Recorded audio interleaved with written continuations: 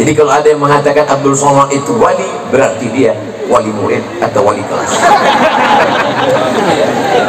Jadi sudah jelas kalau ada yang mengatakan Abdul Somad berani petantang-petenteng ceramah di depan alim ulama, dia hanya ingin mengambil barokah kemuliaan. Tapi Ustaz membelakangi mereka. Kok berani Ustaz? Coba putar lagi videonya, mundur ke belakang. Sebelum maju tadi kan berbisik dulu ke kiai. Kiai ke depan, ya kiai silakan. Tapi kiai yang lain, saya sudah angkat tangan 10 jari, 11 dengan kepala. Saat mereka semuanya mengangguk, berarti let's go. Al-adab fauqal ilmi. Ada yang lebih tinggi daripada ilmu, yaitu adab. Kalau ada orang mengatakan saya berilmu, saya banyak hafal ayat, saya banyak hafal hadis, kamu kalah dengan dia yang tak pernah salah. Siapa dia? www.google.com. Saya paling cerdas, semua kelipatan, kali-kali, bagi-bagi, tambah-tambah, saya hafal. Maka sesungguhnya kalkulator jauh lebih cerdas. Kalau ada orang mengatakan amalnya banyak, 1000 tahun beramal, naik langit pertama. 1000 tahun beramal, naik langit kedua. 1000 tahun beramal, naik langit ketiga. 1000 tahun beramal, naik langit keempat, kelima, keenam, ketujuh, sampai akhirnya dia sejajar dengan para malaikat. Ketika itu apa kata Allah? Wa idh qulna lil malaikati isjudu li Adam. Wahai seluruh malaikat, bersujudlah kamu kepada Adam. Fasajadu, semuanya bersujud illa iblis. Saat itu bangkit egonya. Yang diperintahkan bersujud malaikat, sedangkan iblis bukan malaikat. Lalu dia siapa? Buka surat Al-Kahfi. Kana minal jinni, dia berasal dari kalangan jin. Fafasaqa an amri rabbih, dia melawan perintah Allah Subhanahu wa taala. Yang diperintahkan bersujud malaikat. Kenapa bisa ada satu yang aneh, yang asing, yang bukan malaikat? Karena prestasi ibadahnya luar biasa sehingga dia sejajar dengan malaikat, tapi dia bukan malaikat. Jadi kalau ada orang bangga dengan ibadahnya tapi kurang adab dan taatnya, berarti dia bukan kata saya. Masya Allah, tabarakallah. Mudah-mudahan kita dijauhkan dari sifat iblis. La yadkhulul jannah, tak masuk surga, man kana fi qalbihi, siapa yang dalam hatinya mithqala habbatin min khardalin min kibrin, ada sombong sebesar biji sawi. Sebetulnya yang Ustaz bicarakan ini siapa? Saya. Di atas pentas, di atas karpet hijau, ada lagi karpet abu-abu lengkap dengan bunga-bunganya, dikawal dengan pasukan khusus anti santet.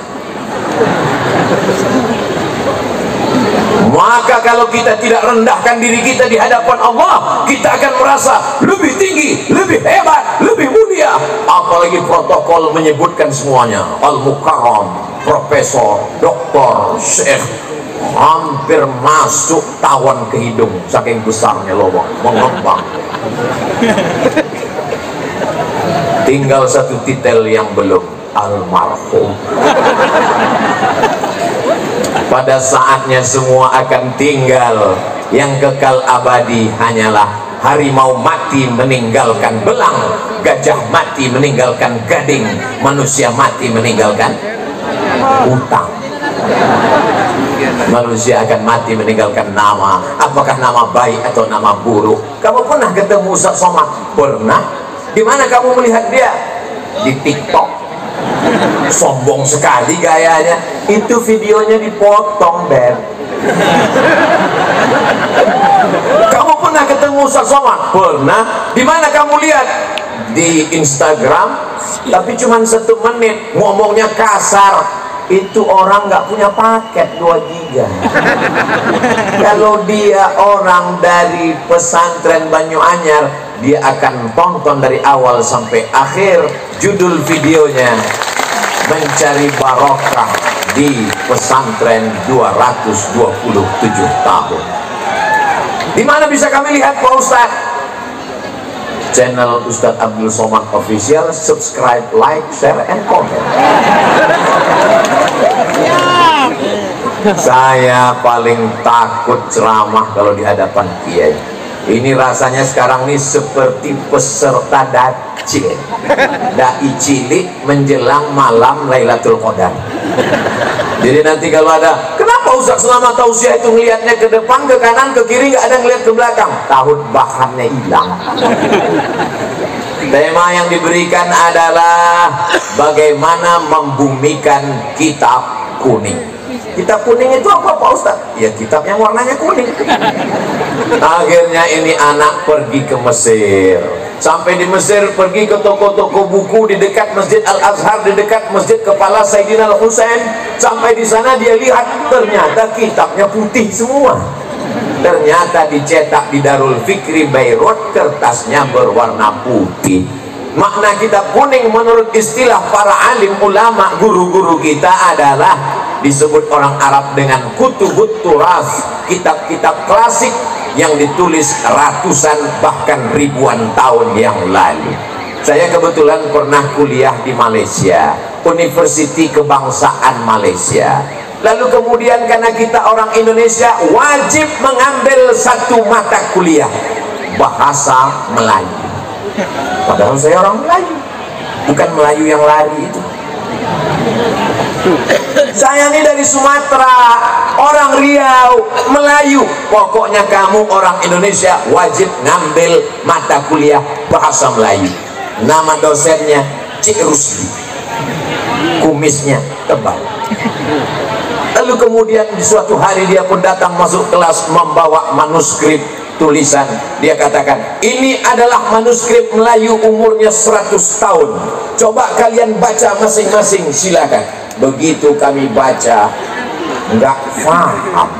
Padahal bahasanya bahasa Melayu, umurnya baru 100 tahun. Tapi hari ini anak-anak pesantren Banyuanyar membaca kitab Sahih Al-Bukhari ditulis oleh Imam Muhammad bin Ismail bin Ibrahim bin Al-Mughirah bin Bardisbah Al-Bukhari dari Uzbekistan, meninggal pada tahun 256 Hijrah. Umur kitab itu sekarang 1200 tahun. Semua santri faham. Yang mengaku orang Melayu, bahasa Indonesia, tapi ternyata tidak paham, padahal umur manuskrip baru 100 tahun.